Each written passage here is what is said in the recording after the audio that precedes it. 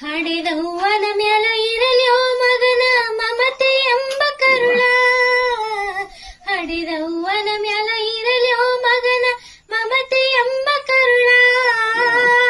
ತನ್ನ ಜೀವ ಹೋದ್ರು ಮಗ ಬೇಕಂತಳ ಎಂತಾದು ತಾಯಿ ಕರುಳ. ಎಂತಾದು ತಾಯಿ ಕರುಳ. ಎಂತಾದು ತಾಯಿ ಕರುಳ.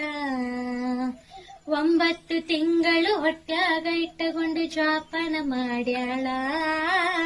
ತನ್ನ ಜೀವ ಹೋದ್ರು ಚಿಂತೆ ಇಲ್ಲ ಮಗನಿಗೆ ಹಂಬಲ. 9 ತಿಂಗಳ ಹೊಟ್ಯಾಗ ಇಟ್ಟುಕೊಂಡು ಜೋಪಾನ ಮಾಡ್ಯಾಳ.